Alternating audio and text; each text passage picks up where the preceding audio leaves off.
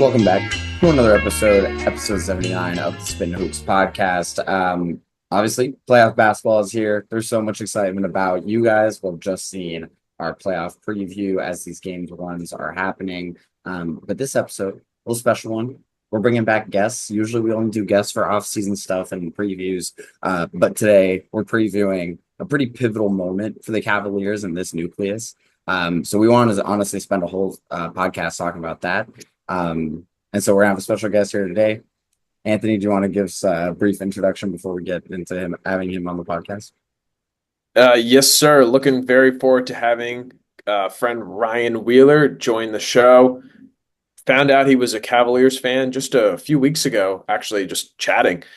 Loved it. He said he's been a Cavs fan since forever. And I'm sure he's just excited as you and I to see if this new non-LeBron Cavs nucleus can go. So looking forward to having him on the 79th episode of Spittin Hoops. Fun fact, in the 2023-2024 season, Jokic received 79 first-place votes for MVP. We'll see how many he gets this year. Yeah, we'll see. Now he will not get 79. He will not, unfortunately. With that, we're going to get right into the section with Ryan. Thanks for watching. So we're here with Ryan. Ryan, first, just want to say thanks for hopping on the show. Always wanted to talk Cavs because we haven't really, we mentioned this a little bit off camera, but, we don't have a ton of Cavs fans where we're both located at, Anthony and I. So yeah, just first, before we get into this, I want to say thanks for hopping on the show. Thanks for having me, boys. So we're going to kind of structure this. When we have guests on in the preseason, we structure in like looking back at like how we got here, how the season's gone, key points, etc. Honestly, we're kind of going to stick to that structure here as well. I'm going to hop in here and kind of do like a looking back at the last few seasons. I mean, I think the story of this team is just, let's be real, this is the best Cavs team that they've had outside of LeBron James in the last like 25 to 30 years. And I mean, however you feel about those LeBron teams, this team in regular season wise actually stacks up to all those teams, frankly, regular season wise. That said, I mean, there's a crazy transition period. Obviously, LeBron comes. He's in Cleveland, leaves Cleveland, comes back to Cleveland. We're not going to rehash that. But the transition period in the after, I mean, Ty Lue gets fired 6 games into being coach after LeBron James. You have like the John Beeline era, who's just terrible, gets fired halfway through his first season. Then JB Biggerstaff, who's also doing great stuff out in Detroit now. He comes in, kind of rights the ship a bit. You guys get to the conference semis last year. But I think the big change with this team, obviously you trade for Mitchell, you trade for Allen, sign draft Garland, draft Mobley. But kind of the big change of this team kind of turning a corner. I mean, the last 2 years, it's a winning team, but not necessarily not necessarily a team that we perceive to be that good for the playoffs' sake. But Kenny Atkinson kind of comes in, and it feels like this team takes a turn. I mean, there's a 16-win jump from a 48-win team last year, which is pretty incredible. So that's just off the top. Obviously, I think it has to be said. DeAndre Hunter they trade for DeAndre Hunter. They double down on this team at the deadline with Karis LeVert going out, and initial returns seem pretty good on that. So this is really a team that has kind of turned a corner with not too much roster turnover in the last probably 2 years. It's a fun team.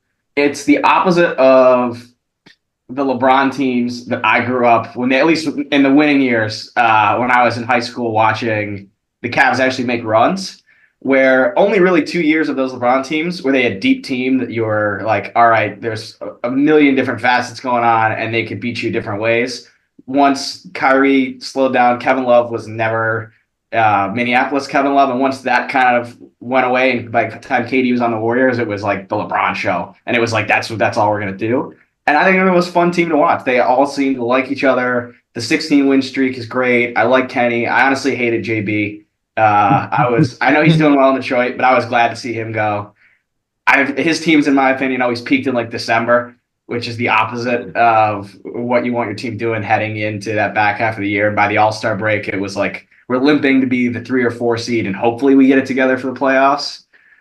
And I don't have a feeling at this team. And it's been fun as can be to watch them in the regular season. And they're deep. They've got a million different lineups that you can play with, and there's different ways to figure out what's going on. And obviously, that's going to get smaller in the playoffs, and you're not going to be running with 10 or 11 guys as they had a couple times. But I'm more optimistic than I've been in a long time on this Cavs team. Yeah, man. I mean, this team is awesome. Let's kind of go over this. Outside of the DeAndre Hunter acquisition, there were no moves made outside of None. like the office. And you see Evan Mobley take this massive offensive step. Love the Ty Jerome coming into his own. And then this Max Strus, Dean Wade, Okoro kind of just playing out where you kind of need on the ends. And just Mitchell taking this slightly, let me take a step back a little bit, let everybody else cook, and still Yeah. having, in I think Max and I's opinion, and curious about yours, all NBA first team level type of year. Oh, I totally agree. And when they're this deep, it was pretty easy to figure out last year. All right, especially with how hurt guys have been, and now that team's healthy, which is also a big part of this going into the playoffs. Where like there's been injuries in the past. Mitchell can take a step back, and it's not the only guy you're really worried about shutting down big time in a series and watching film on. And he's killed it, I think, and he's a leader. He's been in the playoffs before. That's like one of the Achilles heels that I'm kind of worried about is all this is good, and we're talking about great stuff with the team. Not a lot of these guys have done it in the playoffs yet. So, like, I don't know. That always makes me a little bit worried that we got to learn some stuff pretty quick if we're going to make a big run here. But there's not going to be everything. Not everything's going to line up for you every single time, but I think it'll be good. Yeah, and I totally think that D Mitch is actually like statistically across the board, he is substantially worse than his previous seasons, actually, like Yeah. efficiency wise, scoring wise. And I think like around the league, this is like the first time he's getting super serious looks at a first team because, like you said, it's like that leadership quality. And that was kind of the one thing we were missing from him. I mean, he was always a tremendous player. He's always on the fringes of top 10, top 15. But when he's able to be like the fulcrum of a team that can put it together like this, I mean, it's hard not to put him on the Yeah. first team, right? So I think there's that, and I think something that Tony mentioned too. It's like the fact that they didn't make any additions the last 2 years, but there's so much internal development. Like last season, like you had that stretch with like Craig Porter's on a two-way, play super well, he gets brought up to the team, and then it's like like that's great and all, but it's big jumps. Like Ty Jerome is now playing 20 minutes, and he's like 40, 50, 90, and that's like a big aspect you couldn't tap into off the bench. And it's like Max Strus now. You have other options outside of him where he's not like dependent on 24/7 swingman. So like because of that and because of those additions, I think it gives you, like you said earlier in the podcast, a lot of adjustments that you can go to come playoff time, which is also new in my opinion. Especially looking at the guards, you went from two very solid options in Garland and Mitchell, and then you had a bunch of guys that you had to play, but you didn't really love the fact that you were going to play them. You were trying to limit their minutes. They were options just because you needed them, and now you've got a million guys that have kind of played their way into a role where are they all stars? No, but they play their role really, really well, and you can rely on them instead of just being worried about the amount of minutes that you're going to have to allocate to them. And Max Strus is getting 35 minutes a game in the playoffs Crazy. last year. Like that is like no flame. Like he's like in some series, like that's totally fine. But this is like on average over two series, he had more. I think it was the second most played Cavalier in the playoffs last year, just because you needed the coverage at that swing position / guard position when Mitchell and Garland are out, or like off the floor. So yeah, I totally agree. I think all these additions and these internal developments are like it really make this team more dangerous than they have been before. Because before, a bad game for Mitchell, like Garland wasn't good enough to make up for it, or like you couldn't go to Ty Jerome and win those bench minutes. Like like I don't know, like even because you might not win the starting 5 minutes against the Celtics, but you sure as hell can win those bench minutes and make a pretty big impact now. It feels like 100%, and like that's what's been figured out that we're in a much better spot than last year, and also having Evan Mobley step up to be at like a little bit more of a lot more of an offensive threat and step that part of his game up because up until this year that was okay. Yeah, he's great defensively and that's his role, but I think he made like 60 or 73s in his whole career up until this year, and this year he's made 85, and he's figured out how to shoot the ball a lot more, and like it adds a big layer to his game that is going to be important in the playoffs. It's insane. Just looking at some of the percentages, if we just go down the list of current active Cavs that have minutes, Ty Jerome, 44% from three. DeAndre Hunter, 42%. Garland 40%, Yang 40%, Strus 38%. Like the list goes on. And even to your point, Evan Mobley's shooting 37%. So he's taken that huge offensive step, averaging 3 assists per game too. No slouch. And when Mitchell does go to the bench, that's the big question I think we might talk about more on the podcast, of like how things can go well and how things can maybe teeter a little bit. And Sure. I think that's just such a huge upgrade for y'all. No, I totally agree. And like that's what we got to see with this new team is where do things go poorly? Because in the past when things would go poorly, it was Mitchell goes to the bench and you got to rely on Darius Garland, who's kind of disappeared in the playoffs and was a little bit of a garbage time merchant against bad teams in the regular season, where he'd light it up in throwaway games where the defense is just a level down. And then when he becomes that number one guy, like when guys get hurt and all that, does he rise to the occasion? And hopefully his game's grown. He's been in the playoffs.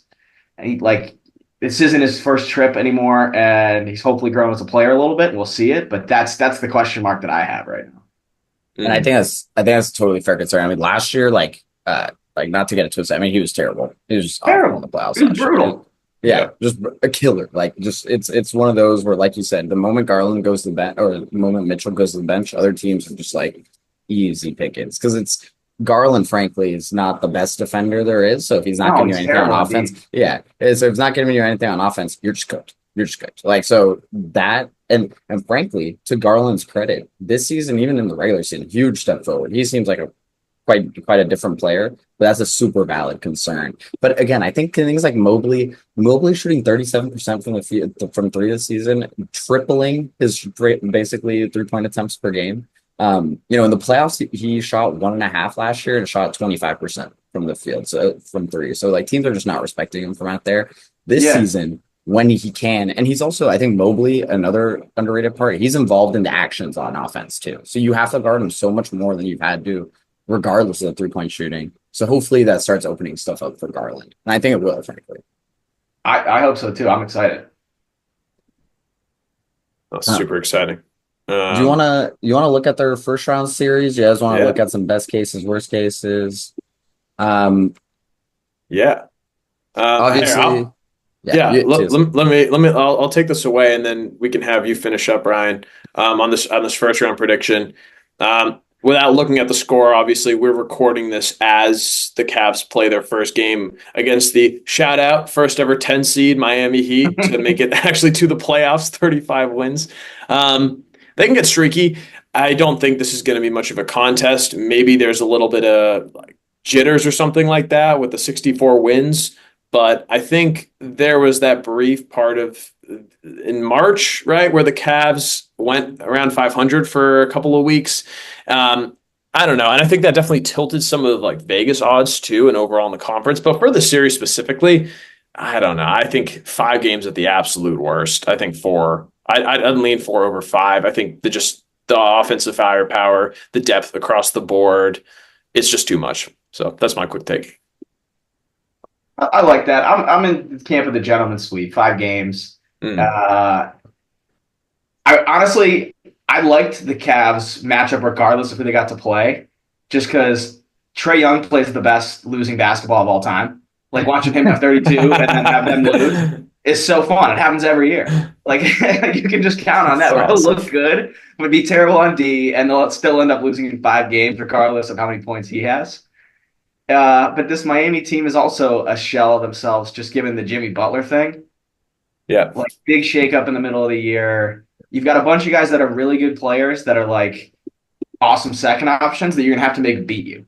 And I think that's what the Cavs need to do. They're way deeper when it comes to top talent. I like all of the Cavs players better than anybody on Miami. Make the Tyler Heroes beat you, which I don't think they can do. And I think it's the Cavs. Really, the worst case scenario, like you mentioned, is the Cavs get in their own way. And there's some really, really sloppy basketball, and you let a less talented team, a less deep team too, sneak one early on, and all of a sudden the series is 1-1. And then all of a sudden you're like, all right, this is not what we thought we'd find ourselves 2 games into this. Yeah. At best case, you get the first team All NBA performance from Mitchell. Darius Garland has a good productive series on both sides of the ball that sets him up to play when if the Cavs win, do have to play a much better team in the East. He's already got that series under his belt where he's played well in the playoffs, kind of get a rhythm going. And yeah, we'll see. Miami's a tough place to play though. That's not a fun road game. Mm-hmm. And it's like a historically really, really successful playoff franchise that just gets things done. Even like they have their own post LeBron era that's been very, very successful Right. for what's gone on. So like that scares me a little more. Like that's where Atlanta doesn't scare me because like they've never won anything. The team has been the exact same scenario. It like they were that one seed and got blown out by LeBron, swept in four, and it's like really never. Right. It's never really been. They've never been as good as that since. Yeah, I mean, honestly, like I think the Cavs are winning in four. Like neither of these teams, like the Hawks, and honestly, like when we did our playoff preview, I mentioned this when it was like Bulls, Heat, or Hawks. Like none of those teams can take advantage of Cleveland's core weakness. I mean, I think we can get to this later, but Cleveland's core weakness is the defense. I mean, since All-Star break, 15th in the NBA, like that's just not going to hold up in the playoffs. But you know, having kind of middling swingmen and guards who kind of struggle on defense are just not things the Heat, the Hawks, or the Bulls are able to like take advantage of. I mean, all those teams have their same those same issues or don't have players who can, you know, take advantage of it. Like Trey might be able to score 40 against Donovan Mitchell. It's like Donovan Mitchell's gonna have 50, you know, like Yeah. so that's kind of how I feel about honestly the Heat as well. It's like Bam might have the 2020 game, but like in theory, even if you had a 2020 game, like Mobley and Allen are combining for like 40-40, you know? So like, Yeah, and like to win a 7-game series, they need a lot to go right in 4 games, which I don't see happening in 4 games. Might happen in 1 or 2, and the series goes longer than people expect, and they just get hot in the playoffs and do everything right, and the Cavs get sloppy on defense and aren't that efficient on the other side of the ball. But like 4 games of that magic from this Heat team, I feel fine as a Cavs fan. Another angle to this outside of, you know, if such when the Cavs win and how many games, I really, really like this for Evan Mobley. I think this option to go up against Bam in the first round, he's either going to, I mean, we saw what happened in game one with Pacers and Bucks, and that's who y'all are going to face the winner of next round. So it's either you guys are way more well balanced than the Bucks, or Evan Mobley is going to say, okay, I just played against Bam, and now I'm against a Siakam or Miles Turner. Like, this is cake for me. So I think this is a great warm-up series for you guys, honestly, just to get it going. Yeah, I had thought about that. That's a good matchup where that's one where even if it does go poorly, I don't think it sinks anything the Cavs have going on. I think they're just too much. They're a better team in every other aspect as well, where even if that does not go well for a couple games, but it's very, very good experience playing against a caliber of player like Bam for Evan Mobley in the playoffs for the first time. It will pay dividends later if they win the series. Absolutely. Yeah, honestly, totally agree. I don't want to spend too much time on the series because honestly, like no disrespect to the Heat, I think this is the one. Like I think the Cavs are going to slam the series. I also think it's like prove a point. Like if you come out first round after winning 64 games and you beat the Heat in like 6 games, we're all just going to look at this Cavs team kind of similarly to these previous teams. Not that that's how it should work. Like I don't think that's the narrative, right? That's how it's going to go. Yeah. Exactly. So they were taken serious, and then that Orlando series didn't go very well, and they got blown out in 2 games, and everybody just assumed, all right, there's no chance these guys beat the Celtics. It will not happen. That was like people knew that, and I knew that as a fan. After that, like, yeah, and no, I mean to be fair, like the Magic were a really tough matchup. Like that is a team that counters on the opposite end of like a team like the Heat. The Magic are a team that counters a lot of the stuff the Cavs do. But that's just like you said, narrative wise, that's immediately where I went. And also like if you're gonna beat the Celtics, you can't be going to 7 with the Magic. You know, no flame to the Magic either. No, you can't. Yeah. But yeah, that's kind of all I have in the first round series. I mean, second round, right? They'll play winner of Pistons Knicks. Other. They'll play. Sorry, they'll play the winner of Milwaukee Pacers, right? So, and frankly, I feel pretty good about both those matchups for the Cavaliers as well. I don't know if we want to delve into those. Neither the Pacers or the Bucks scare me a ton. I mean, at the end of the day, the expectations for this Cavs teams is can you beat the Celtics? That's what everybody, and like that also scares me a little bit because everybody's already talking about you've got to go and beat Boston. Yeah, that's fair. And like I like Kenny. I think he runs the team. I like what compared to JB. I think he does 50 times better of a job and the lineups he puts out. The thing that is going to happen to go and play well, cruise through the first two series, and then really lock in and try to figure out, okay, can we go to the finals? Is the team's got to elevate their game. Like outside of like individual guys, the post LeBron Cavs teams have been the same in the regular season as the playoffs. In my opinion, there's never been something where they kick into gear and like they're really buzzing. Because to be honest, in the NBA, like the regular season and the playoffs are just two different games. Especially Absolutely. like at the end, like the regular season's slow. People really, really step up the quality of basketball in the playoffs, and the Cavs have never really done that post LeBron. And that's what LeBron was really good at with those teams was he didn't care about the regular season. He could be a 4 seed and it didn't matter to him. Yeah. Yeah, It always felt like they kind of underperformed. And like if Kenny can get the team moving and the team looks better than they did over the past 2 months in the first series, I'll feel pretty confident. And I think like when it comes to the second round series, that's when you're going to see like because honestly, like I think a lot of this is going to come down to Donovan Mitchell too. Like I think Mobley's good, Garland's good, but when it comes down to crunch time and it's like when I need like I'm down 6 and if they score again, I'm going to go down 8 with 3 minutes left and I need to go to the rack. Like Donovan Mitchell needs to like I think in round 2 you're going to see like the Milwaukee's going to keep the game close because Dame's here, Giannis is here. Like even though they shouldn't win. Like they're going to keep a lot of games really close. And Donovan Mitchell is going to need to be able to like get to the rack in those moments or like set up an offense. And that's what I think that second round series will be the most telling in terms of how the Cavs' chances of the Celtics is going to actually, honestly, in my eyes, be a lot of where's Donovan Mitchell at? Because like you're saying, I don't think the Cavaliers have had a ton of playoff risers, but Donovan Mitchell historically has had some of the best. He's had some of the best playoff runs that we have seen, like scoring wise. And so, if we're seeing that again in these playoffs, and you guys are romping your way to the Eastern Conference Finals, I mean, now we're having those Celtics conversations. Right. He's got a really good opportunity to just like you mentioned it, but he's got a good opportunity to prove himself and say, I'm a first team All NBA guy, and that's what you do in the playoffs. First team All NBA guys play a better game in the playoffs, and that's the one thing he's done historically, but now go ahead and prove it and win some series on it. I'm with that. He does have this Anthony Edwardsian sort of aura about him where he does believe that he's the best player every single time he steps on the court. I think he proved that against the most recent game where the Cavs played the Celtics, and after being down, what was it, like 22-3 in the first quarter, just slowly chipped away, and then said, hey, we're not worried about that. So I think that's a really good thing. On the flip side of the Bucks, if it's not the Bucks coming out, it is the Pacers. I think that's actually going to be a great test for you guys. The Pacers are coming back with pretty much the same exact team as they had the previous season, where they made it all the way to the conference finals, injuries against their opponents regardless. And that was a really tough sweep for the Celtics to have to get through. All those games are super close. And you kind of have some parallels, at least in terms of depth, and their team defense is really good. So it'll be curious to see how you guys can go up against that and another bona fide star in Tyrese Halliburton. So I don't think it's going to be just like two easy series back to back. No, I think it's going to be much, much harder in the second round if they go and take care of the Heat. The Pacers are a sneaky team.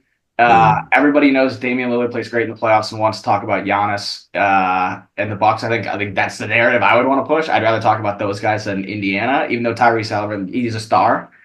But that's a sneaky team. They're deep. They play good defense. They will punish you when you make mistakes versus one guy taking over. And I don't know. I think it's going to be a hard series, like you mentioned. I mean, that's a 6-7 game series versus, all right, we're better than these guys. Let's just get this done. Definitely. I think both series definitely bring two different things to the table because if you're playing Milwaukee, that's testing your big man a lot more. Like we're talking like it's like Mobley, defense player of the year. Like it's time. Like Giannis is here, So and on the opposite side, I think that Pacers series would be a lot more like, all right, D-Mitch, like you need to carry us through some stretches where Mathurin might get hot and score 8 like he did Yeah. Last game, literally yesterday, in like key moments. It's like, D Mitch, can you lead us through those like waves?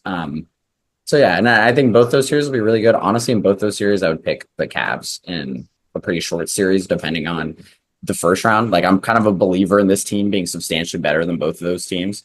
So yeah. I'm with you. I don't hate that take at all. Not at all. Well, if that does indeed bring us to the conference finals, let's assume that the Celtics take care of what they're supposed to do and meet up. Because I'd be actually curious to hear what you think if the Knicks did upset the Celtics and made it. Uh if they do update the Celtics, it's a scarier Knicks team than I've seen. If they are able to do that and they're coming off the momentum of taking down the not the number one seed in the bracket, but they're the defending champions. On paper, they're the best team in the East. If the Knicks do go and take them down, that's not a fun position to have to play them next. I think they're going to come out flying, and they've got all the momentum on their side, and everything totally shifts. However, I'd still rather play the Knicks than the Celtics. I think the Celtics are really good. Like I think that totally makes sense. Like if the Knicks are coming off of a Celtics win, it's like you don't want to play them, but it's like on paper you'd rather play them than the Celtics. Like obviously you'd rather play them. Yeah, but for sure. but something that I would say is that like I think a few years back when we had that Cavs Knicks series, I think for all of Julius Randle's faults, I think something that he actually really brought to the table last year is like a physicality that the Knicks don't necessarily have. I mean, the Knicks like anymore, and I think the Knicks are just a way different team, right? I mean, Brunson's on a different level. Cat is able to space the floor in ways like we haven't had the Knicks had spacing in years in that way, right? But I think that would be something where like the front court would actually probably do a lot better against these Knicks teams than they have previously. But again, like you'd rather play the Knicks than the Celtics, even if even if the Celtics or even if the Knicks are coming off of beating the Celtics, Both are 7-game series. I'd still much rather play the Knicks. I think Boston loaded. I honestly think against the Knicks it's a 5 or 6. To be completely honest with you, Oh wow. maybe a 6 because Brunson's heroics, but Yeah, just the depth, the regular season record, the front court presence is just insane. yeah. I just think the Knicks. I think we'll see this as they get going in the playoffs. I think like Brunson is gonna be like, we were talking about playoff risers before. His play style is just so conducive for like the slow, pacey, like start stop actions in the playoffs. Yeah. Like I will say, like that is one thing that I do like that they bring to the table. But yeah, I mean, do you guys just we're beating around the bush? You just want to break down a potential Celtics Cavs matchup? I mean, Sure. that's kind of what we're all here for. We could talk about the starting lineups. We could talk about all that. At the end of the day, both these teams prove that they are by far the best teams in the East, whether that be through depth or just dominance of their starting lineups. Both teams have both of that, frankly. I think that's something the Celtics have is the fact that a lot of their players are more well-rounded in a lot of ways, like whether that be like two-way or facilitation abilities and whatnot. But the Cavs, on the other hand, I think you can argue their offense can pretty easily hang with the Celtics. It would just be the defense that I would have concerns about in a series against the Celtics, frankly. The Celtics are much like on the individual position player basis, way more well-rounded guys on both sides of the ball. I think that you need Darius Garland and Donovan Mitchell to play great and contribute a ton offensively and have some of their best games of the year to beat that team. I think if Darius Garland gets exposed for being terrible at D and the only two guys that are actually contributing are your big men, we're in trouble. Like his game's got to be better. And Mitchell's like, I think the guards have to play great. And at the end of the day, it's kind of on them. And that's what like we haven't seen. Like Donovan Mitchell, it doesn't worry me. Darius Garland does in that scenario where he could get kind of stuck out on an island, and he's the easy mismatch that everybody's going and looking for, and they'd love to line up against him. He's getting run in the dirt on defense, and then it's like on offense, like he's your only other like respect to Mobley. I can't put him there yet as an offensive fulcrum. Like really, it's like Garland or Mitchell, and it's like if Garland's getting run to the dirt on defense, and you're expecting him to put It's up just 25 mental. on, it's just like yeah, you're really putting up a lot of pressure on there. And I think like you said, I think you're kind of alluding to this. Like the Cavs backcourt has to be several levels ahead of the Celtics backcourt. Celtics backcourt, which with Drew aging a little bit, like I have some concerns there, but Pritchard is kind of making up for a lot of any of Yeah. those concerns, right? So like you really would need Mitchell and Garland to be levels ahead of like the D White, Pritchard, Drew Holiday combo to be in that series, frankly. And I think it's fully doable, but like that's a big expectation. Like we need to hopefully we would need to see that earlier in the playoffs as well. Yeah. No, Yeah. I agree with that. Go ahead, Tony.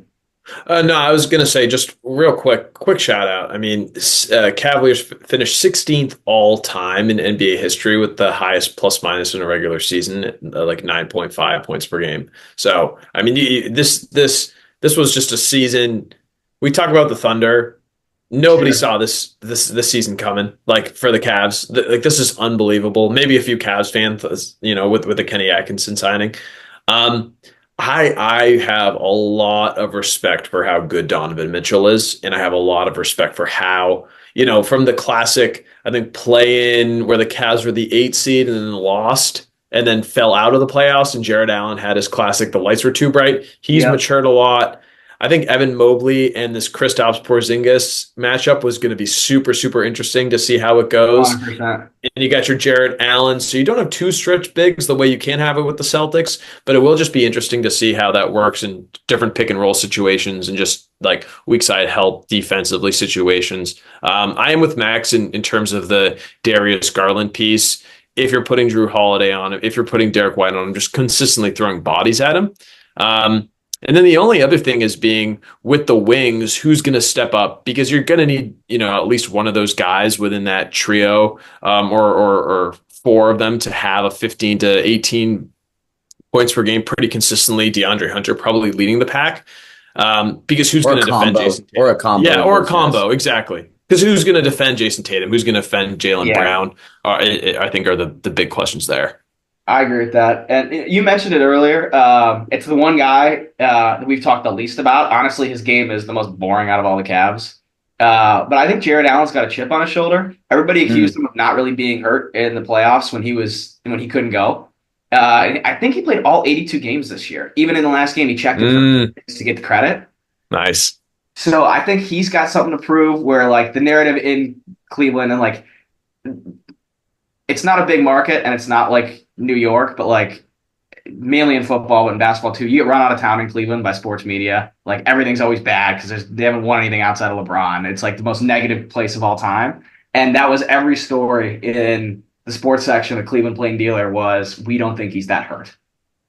And he played all 82 games in response to that. And I think he's a sneaky guy that could elevate his game in the playoffs and like could surprise you on the upside while everybody's worried about Mobley now that he can shoot the ball a little better. And obviously you got two guards that are going to contribute a lot of the offense that you're focused on. So I hope he can be a little sneaky this playoffs. That's the upside, I think. And I think that's super valid because I think Allen's gonna have a weird opportunity to score more than expected because this regular season he's probably having one of his worst scoring output seasons in like 5 years, but his efficiency is off the charts. And so I think you might see the Celtics take gambles of like, all right, like maybe we get away with a few minutes like Tatum on Jared Allen, depending on how the switches go. And it's like if Allen can start, taking advantage of those and also being a force on the boards, because I mean that's another thing that the Celtics do have due to their positional height. Like I think he's gonna be a key contributor. I did want to go back to the Porzingis thing too a little bit. I kind of think the Cavs would just start the series not guarding Porzingis and Mobley. And I think they would try to use Mobley as like a help side defender and kind of using him as just like him and Allen as these guys who can just switch. If you're coming towards the basket, we're going to switches onto you and they're protecting the hoop. I think does DeAndre Hunter or Strus start that series on Porzingis? And then if Porzingis has the ball 10 feet away from the hoop, I mean, then you're crashing on him. But I think you could see it, and that's the luxury of the big lineups that you've played. Like I think it peaked. There was like 12 guys in the mix at one point in like February. Still trying to figure it out, and that's like the Dean luxury. Wade.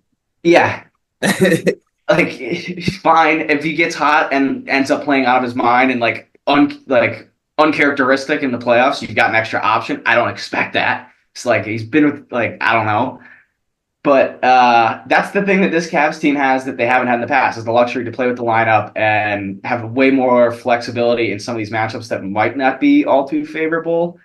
And even if things look like here's what the game plan's going to start with. Things go brutal. You lose 2 games. You have the ability to switch it up, which every other post LeBron Cavs team has not had that. This is kind of new, and that's like the extra angle they've got now.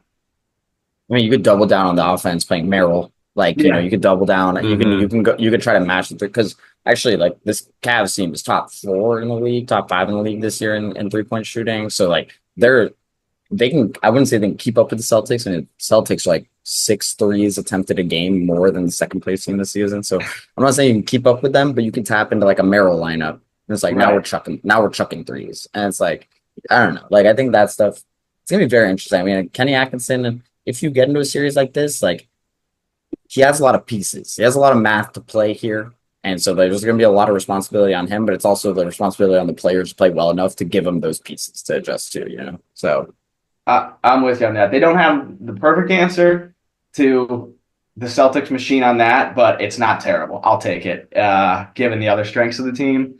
We'll see. I mean, that is the matchup that everybody's, at least in the East, has talked about. They want to see that this Cavs team's #1 seed, prove you're the real deal, and Boston's loaded. I mean, that's I don't know what Vegas has it at, but I'm assuming Boston's still the favorite to win the East.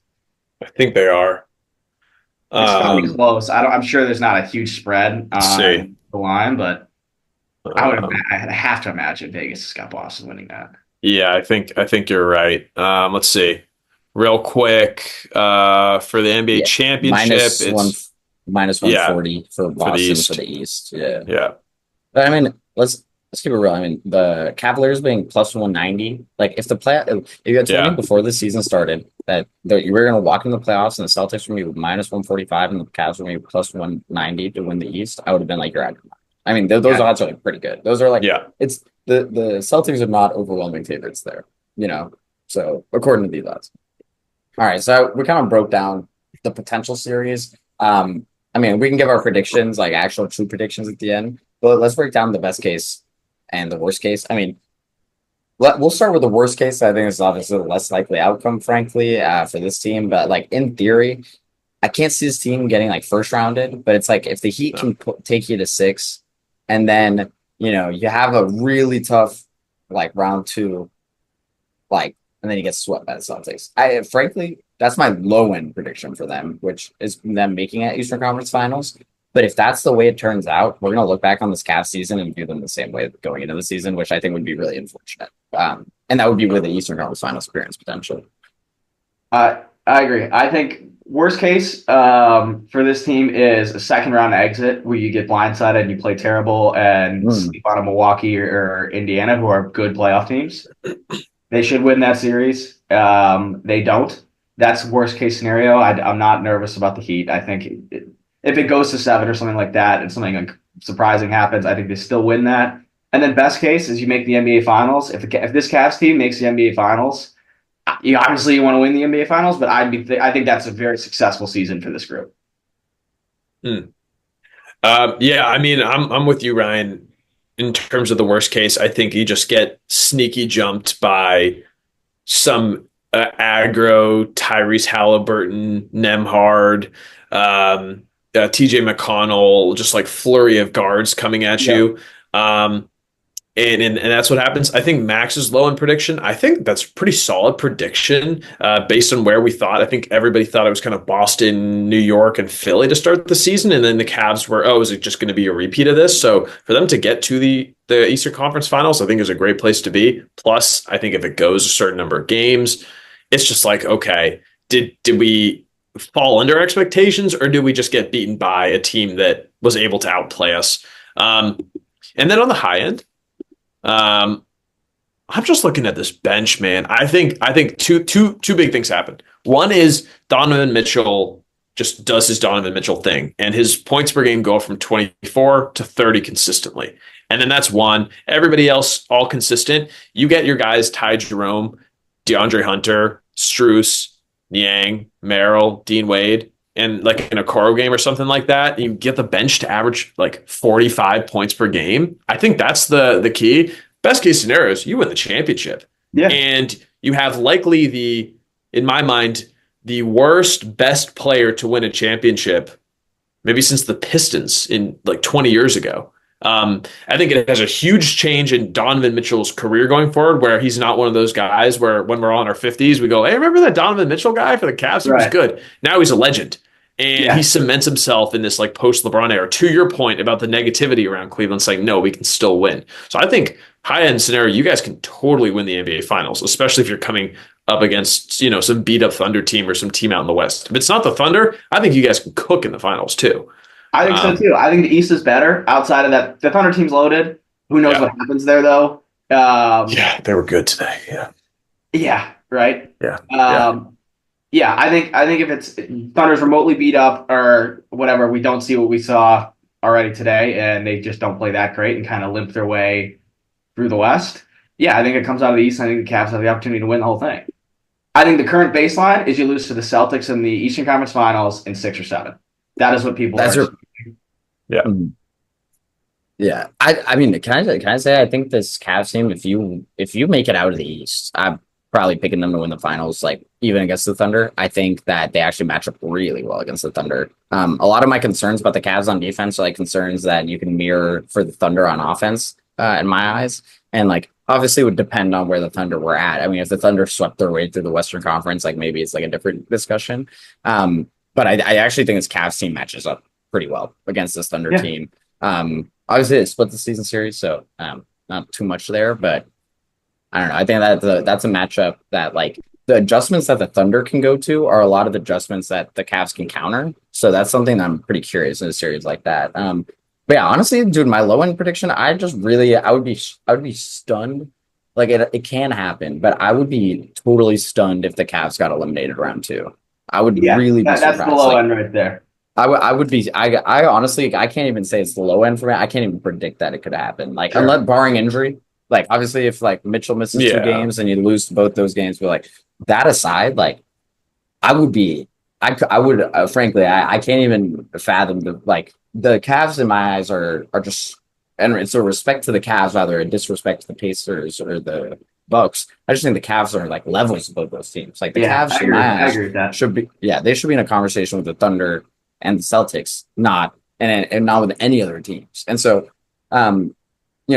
frankly, my prediction, I don't know if we want to go there yet. Let's do it. I think my prediction is frankly, I think they sweep this first round. I think they have a little bit tougher second round than expected. And I think they come across the Celtics, and I think they can win. The thing I like about the Cavs is crunch time.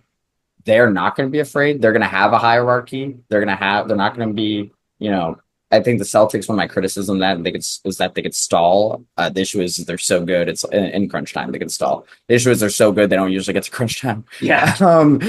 Yeah. So but I could see the Cavs like winning like with 2 games. Like honestly, my prediction is they'll probably win like 2 games in a series against the Celtics, but the rest of the games might be kind of rough. Sure. And then I'm gonna be honest, like.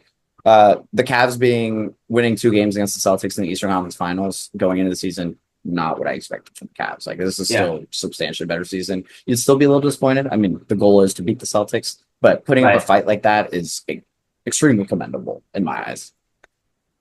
Yeah, no, against the team I think that's fair, and I don't know. I'm excited. I think that it'll be an interesting postseason. But I think the Cavs have an opportunity to be the spoiler, which I'd rather be, even as a 1 seed, we're the spoiler right now. And I think that's a fun spot to be. And I think the team's as good, as deep, as fun as it's been since LeBron. So I think it's going to be a really fun run. Absolutely.